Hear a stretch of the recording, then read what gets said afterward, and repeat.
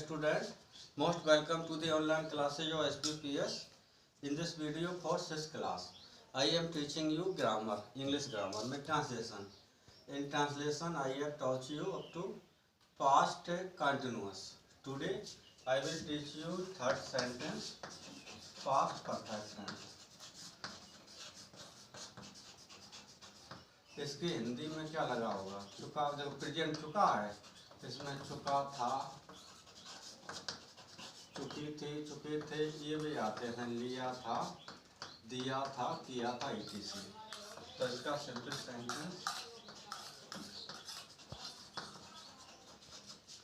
Simple sentence में rule होगा आपका सब्जेक्ट प्लस हेल्पिंग वर्ब. एक हेल्पिंग लगानी है with all the subject head.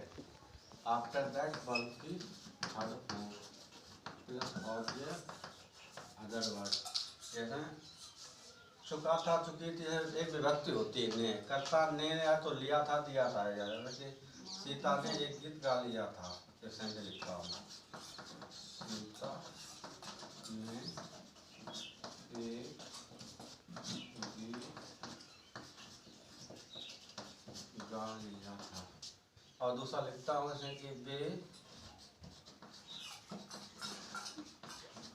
मैदान में फुटबॉल खेल चुके थे. वे अब ने कब आएगा? देखिए वे की उन्होंने भी होती है. जैसे उन्होंने मैदान में क्रिकेट खेल ली थी.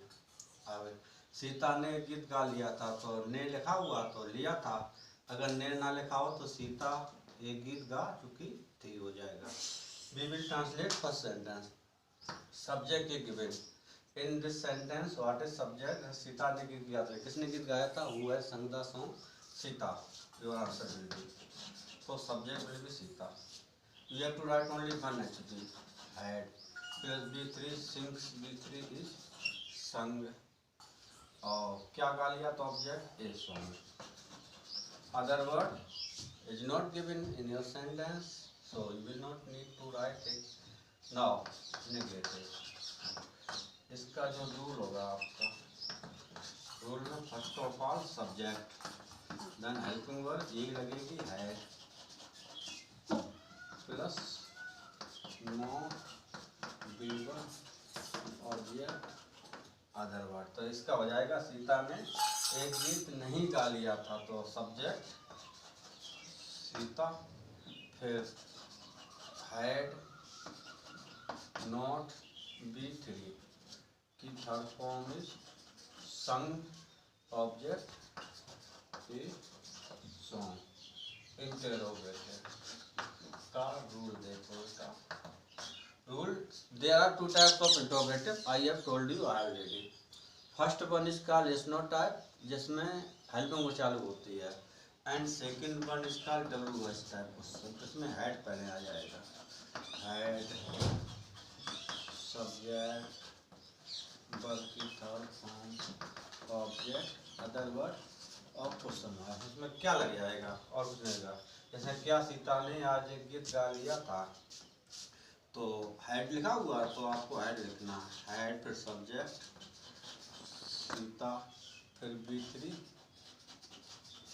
संग a song question mark. Okay.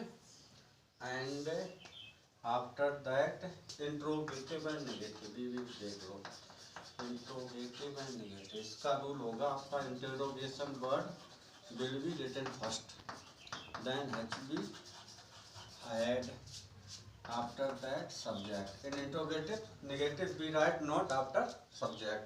So here not will be written, then up B3 verb की third form object other word question mark. इसकी हिंदी आप इस तरीके लिखोगे, जैसे कि सीता ने आज एक गीत क्यों नहीं गा लिया था.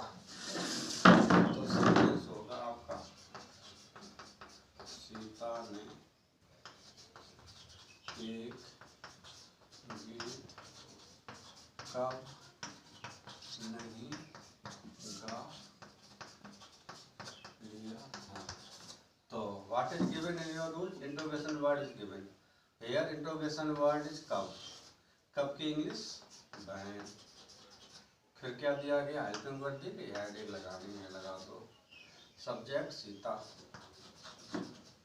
इसके बाद क्या दिया गया होगा, नोट होगा आपका. You will also write here not. 53 sung object is on question mark. Second sentence as a homework, and also write some of the sentence of this types and try to translate them into all simple negative, interrogative and interrogative negative. That's all for the video. Thank you.